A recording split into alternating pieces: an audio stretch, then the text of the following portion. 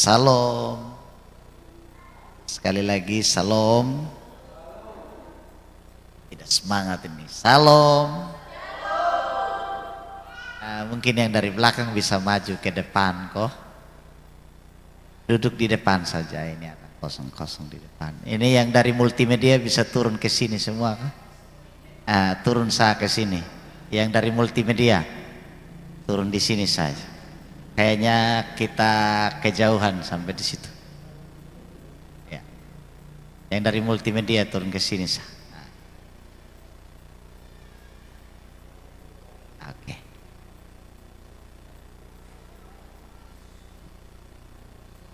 Baik, sekali lagi salam. Ya, puji Tuhan. Ya, Bapak Ibu, saudara-saudara sekalian yang dikasih oleh Tuhan. Bersyukur kepada Tuhan malam hari ini kita semua boleh ada di sini. Kita sama-sama merendahkan diri kita di hadapan Tuhan dan kita sama-sama berdoa kepada Tuhan. Kita tahu bahwa doa itu sangat luar biasa bagi saya dan saudara. Nah, di sini saya ingin kita semua belajar apa yang menjadi kehendak Tuhan dalam hidup kita sehingga kita mengenal Dia lebih lagi dan lebih lagi. Mari kita buka Kejadian 1, Kejadian pasal 1, ayat yang pertama hingga ayat yang kelima saja ya. Kejadian 1 ayat yang pertama hingga ayat yang kelima. Perikopnya Allah menciptakan langit dan bumi serta isinya. Kita bergantian, saya baca ayat 1. Pada mulanya Allah menciptakan langit dan bumi.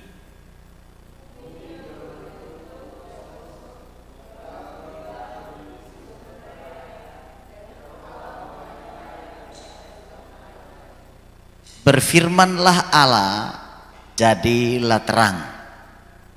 Lalu terang itu jadi.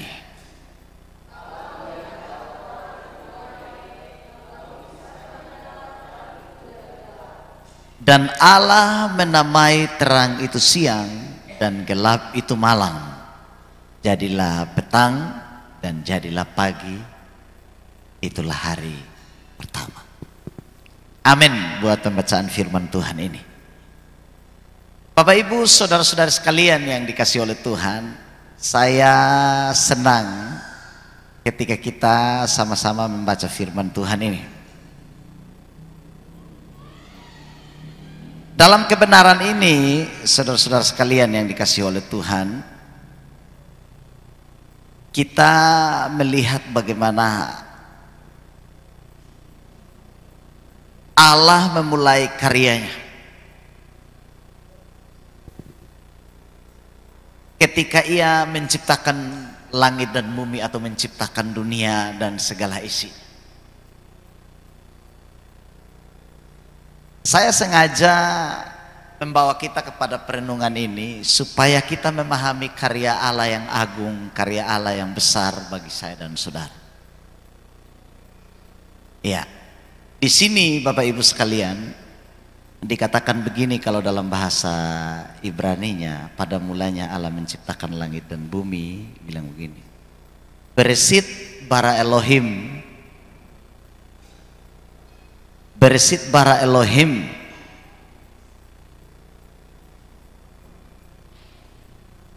Beresit bara Elohim. Saya senang dengan bahasa Ibrani. Beresit, pada mulanya. Pada mulanya artinya begini, bicara pada mulanya itu bicara soal penyebab permulaan segala sesuatu. Pada mulanya, pada awalnya segala sesuatu dimulai. Dalam bahasa Ibrani kata resit atau kata ros itu pusat atau kepala. Kata ros itu kepala. Artinya segala sesuatu dimulai dari sana. Segala sesuatu dimulai dari sana. Itu sebabnya ketika kitab Kejadian dikatakan pada mulanya Allah. Pada mulanya Allah. Artinya begini, bahwa Allah lah yang menyebabkan segala sesuatu itu dimulai. Makanya kitab ini dinamakan kitab permulaan, kitab Beresit, kitab permulaan, atau kita sebut kitab Kejadian. Makanya disebut kitab Kejadian. Jadi di sini Allah diperkenalkan sebagai penyebab dari segala permulaan. Kalau Allah penyebab dari segala permulaan, berarti Allah itu ada di luar dari permulaan itu. Amin. Amin. Allah di luar dari permulaan itu. Artinya begini, yang menyebabkan waktu ini ada adalah Allah. Amin. Artinya bahwa di luar waktu ini Allah ada di luar waktu ini. Kenapa saya sengaja untuk membawa pemikiran kita ke sini, supaya kita memahami Allah kita itu adalah Allah yang besar. Allah yang besar. Sehingga dikatakan pada mulanya Allah menciptakan. Kata menciptakan di sini berasal dari bahasa Ibrani, itu dari kata bara. Beresit bara Elohim. Dari kata bara. Bara itu artinya begini, menciptakan sesuatu dari yang tidak ada menjadi ada. Itu bara. Dan dalam Alkitab hanya disebutkan di sini beresit bara Elohim. Kata bara hanya disebutkan di sini. Allah menciptakan sesuatu dari yang tidak ada menjadi ada. Itulah sebabnya Allah lah yang menyebabkan segala sesuatu itu ada. Ini Tuhan saya dan saudara. Amin. Ini Allah kita. Allah yang menciptakan dari yang tidak ada menjadi ada. Kalau kita mungkin bisa menciptakan sesuatu dari bahan yang sudah ada. Tapi kalau Allah, dia menciptakan dari yang tidak ada menjadi ada. Itu luar biasa. Saudara-saudara sekalian yang dikasihi oleh Tuhan, di sini dikatakan pada mulanya Allah menciptakan langit dan bumi. Artinya bahwa sebelumnya langit dan bumi ini tidak ada. Langit dan bumi ini tidak ada. Tetapi di sini Allah mengadakannya, Allah menciptakannya dari yang tidak ada itu jadi ada. Sehingga di dalam ayat 2 di sini Bapak Ibu Saudara sekalian, bumi belum berbentuk dan kosong. Bumi belum berbentuk dan kosong dalam ayat yang kedua. Haaretz hayeta tohu wabohu dalam bahasa Ibrani. Haaretz hayeta tohu wabohu. Bumi itu belum berbentuk dan kosong.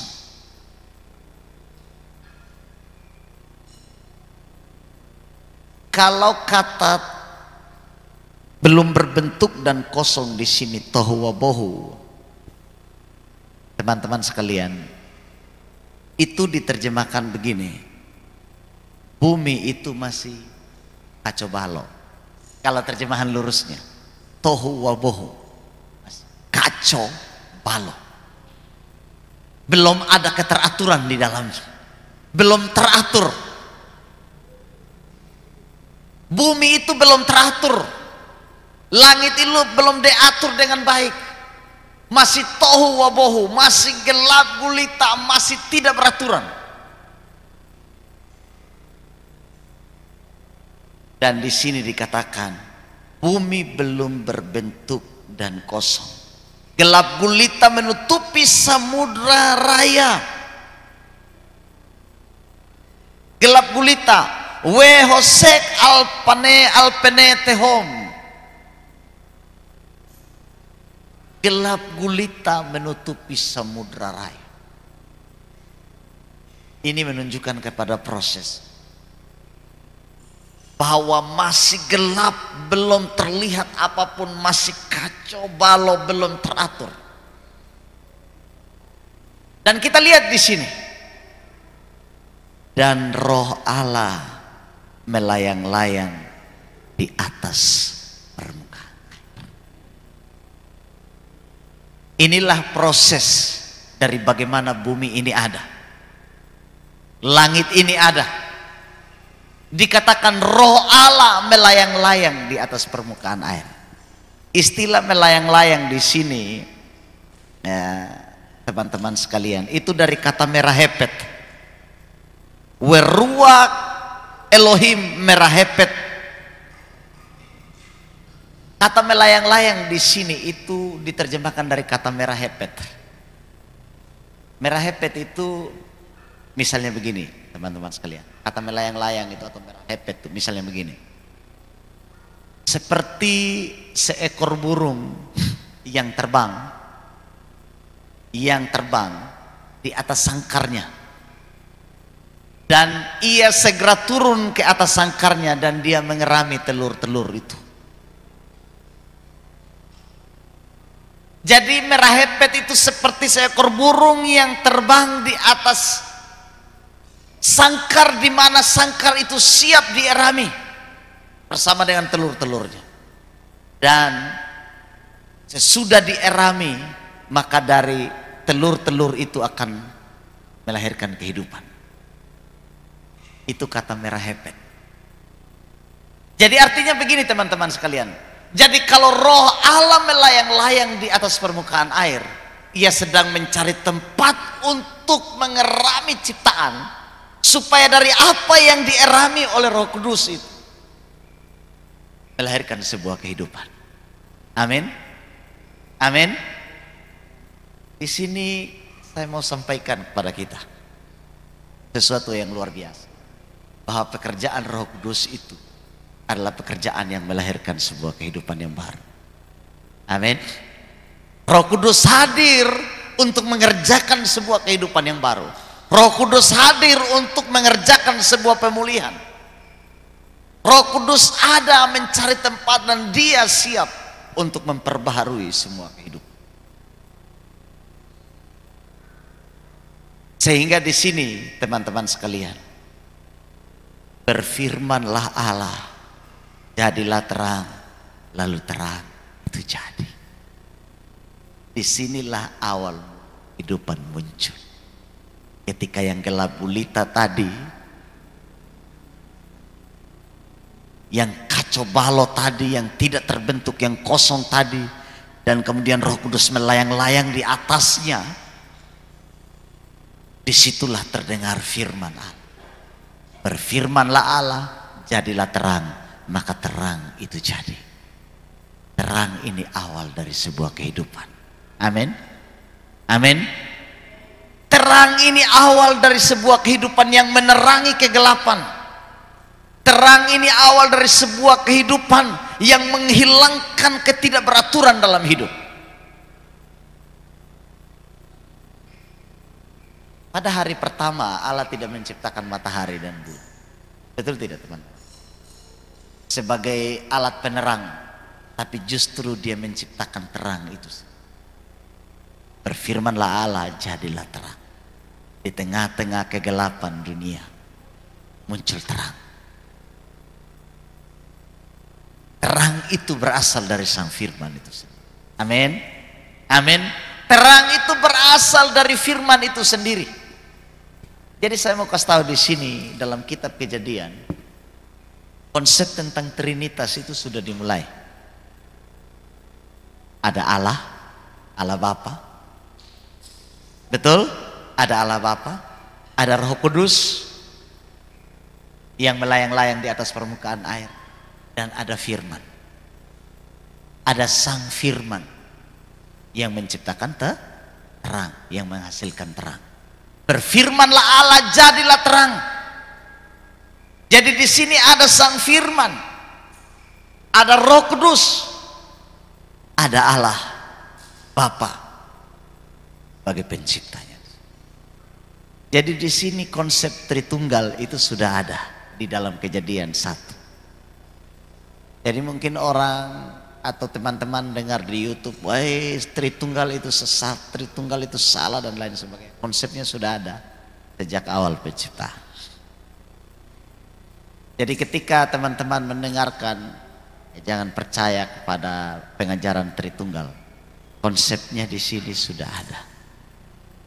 Ada Allah yang menciptakan, ada Roh Kudus yang melayang-layang yang mengerami ciptaannya, dan ada firman yang menghasilkan terang pada awal. Makanya Tuhan Yesus berkata, akulah firman. Akulah firman. Yohanes juga berkata begini, pada mulanya adalah firman. Firman itu bersama-sama dengan Allah, dan firman itu adalah Allah. Firman itu adalah Allah. Firman itu terang. Makanya Tuhan Yesus berkata, akulah terang dunia. Sang Firman itulah terang dunia. Tanpa matahari, tanpa bulan, tanpa bintang, tapi sang terang itu ada. Dan itu Yesus. Teman-teman, saudara sekalian yang dikasihi oleh Tuhan, di sini kita melihat bagaimana proses kehidupan yang kacau balau itu, yang tidak teratur itu menjadi teratur. Allah melihat bahwa terang itu baik, lalu dipisahkannya terang itu dari gelap, dan Allah menamai terang itu siang dan gelap itu malam. Jadilah pagi dan jadilah petang, itulah hari yang pertama. Permulaan dari sebuah kehidupan dimulai dengan terang. Amin, amin. Terang itu harus dipisahkan dari gelap. Ketika terang itu ada, maka semua kehidupan berjalan dengan baik. Dikatakan Allah melihat terang itu baik. Jadilah petang dan jadilah pagi. Itulah hari pertama. Saya mau sampaikan kepada kita semua bahwa Allah penyebab dari segala sesuatu ada. Amin. Roh Kudus bekerja menghasilkan perubahan kehidupan dalam kehidupan saya dan saudara. Kemudian Sang Firman adalah sumber terang yang mengubah segala sesuatu. Sumber terang yang mengubah kegelapan. Sumber terang yang menjadikan segala sesuatu yang kacau balau tadi itu kembali teratur. Jadilah petang dan jadilah pagi. Itulah hari pertama. Hidup mulai ditata kembali dengan teratur. Jadilah petang, jadilah pagi. Itulah hari. Awalnya masih kacau, tidak tahu pagi, tidak tahu petang, tidak tahu siang, tidak tahu malam, masih kacau balau, masih tohu wabohu. Tapi ketika Roh Kudus melayang-layang mengerami ciptaan, dan ketika Sang Firman itu bekerja, maka hidup itu berubah dan menjadi teratur. Amin. Jadilah petang dan jadilah pagi. Itulah hari pertama. Teman-teman sekalian yang dikasihi oleh Tuhan, adakah hari-hari ini hidup saya dan saudara semakin tidak teratur, atau semakin gelap, atau semakin kacau balau? Semakin hari bukan semakin teratur, tapi semakin kacau balau. Ada? Mari kita belajar kembali dari ciptaan ini. Penciptaan dalam kitab Kejadian. Atau semakin tohu wabohu. Tohu wabohu, semakin gelap gulita, semakin kacau, tidak ada lagi terang di depan saya dan saudara. Kita melihat hidup ini terlalu gelap untuk kita maju. Hidup ini terlalu gelap untuk kita bergerak. Tohu wabohu. Tidak ada keteraturan, tidak ada petang dan tidak ada pagi, yang ada gelap semua. Yang ada gelap semua. Kita tidak melihat lagi sesuatu ada di depan saya dan saudara. Karena begitu gelapnya kehidupan ini. Tapi dengar, Allah Tritunggal yang bekerja dalam Bapa, Putra dan Roh Kudus dalam Tuhan Yesus Kristus adalah Allah yang bekerja mengubah gelap jadi terang, mengubah yang tidak teratur menjadi teratur, mengubah yang mati jadi hidup.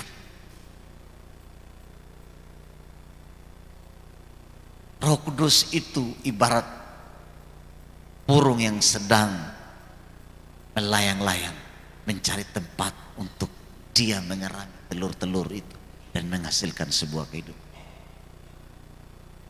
Adakah saya dan saudara membuka hati bagi Roh Kudus dan membiarkan Roh Kudus bekerja, menghasilkan perubahan, menghasilkan kehidupan dalam saya dan saudara? Atau seperti yang saya katakan tadi, hidup semakin tidak teratur. Allah kita Allah yang teratur. Tuhan kita itu Tuhan yang teratur. Amin. Dia bekerja dengan rencana yang sempurna. Saya hanya bayangkan begini. Kalau Tuhan menciptakan langit dan bumi dalam posisi sesudah itu masih gelap gulita, lalu dia ciptakan Adam dan Hawa, langsung ditempatkan manusia pada hari pertama, diciptakan pada hari pertama, kira-kira apa yang terjadi? Kita baru mati listrik berapa jam semalam, isu pusing kita. Ini hanya bayangkan kalau Adam dan Hawa diciptakan hari pertama sebelum ada terang. Gelap gulita, kapatang semua. Kapatang semua. Di Tuhan kita itu adalah Tuhan yang luar biasa teratur. Dia ciptakan dulu. Hari pertama itu dia ciptakan terang, teman-teman sekalian. Kemudian hari kedua dia ciptakan cakrawala di tengah-tengah segala air untuk memisahkan air dari air. Kemudian hari ketiga dia ciptakan apa lagi? Ya, menumbuhkan tunas-tunas baru. Kemudian benda-benda penerang di atas cakrawala.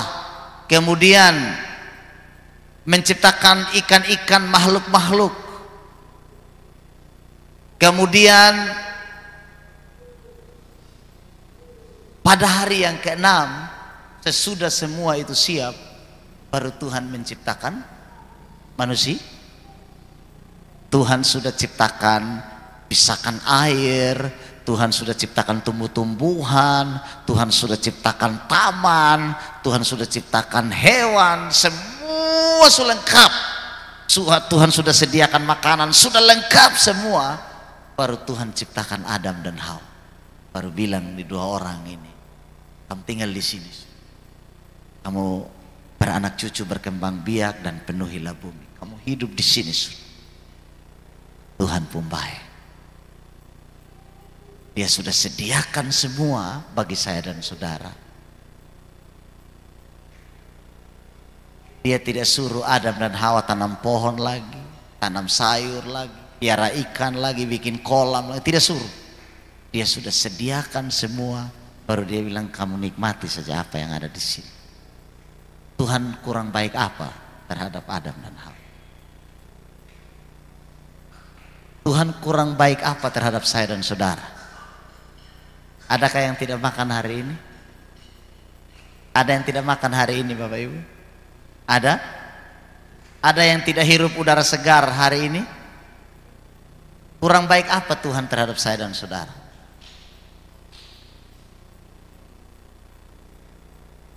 Saya percaya Tuhan itu terlalu baik. Dan kita bersyukur malam ini kita bagian dari orang-orang yang masih menyadari kebaikan Tuhan itu. Sehingga kita masih datang dan mengucap syukur pada Tuhan. Allah kita teratur. Allah kita itu penyedia segala-galanya. Tinggal saya dan saudara menikmati semua kebaikan dan berkat Tuhan. Oleh karena itu, saudara-saudara sekalian yang dikasihi oleh Tuhan, mari rendahkan diri kita di hadapan Tuhan dan kita bersyukur pada Tuhan. Dia mengerjakan kehidupan yang baru bagi saya dan saudara. Dia mengubah hidup yang kacau balau. Dia memberi terang bagi yang gelap. Dia melahirkan kehidupan bagi yang belum mengalami kehidupan sepenuhnya dalam Tuhan. Oleh karena itu, mari kita semua tundukkan kepala kita. Kita bersyukur buat semua kebaikan Tuhan.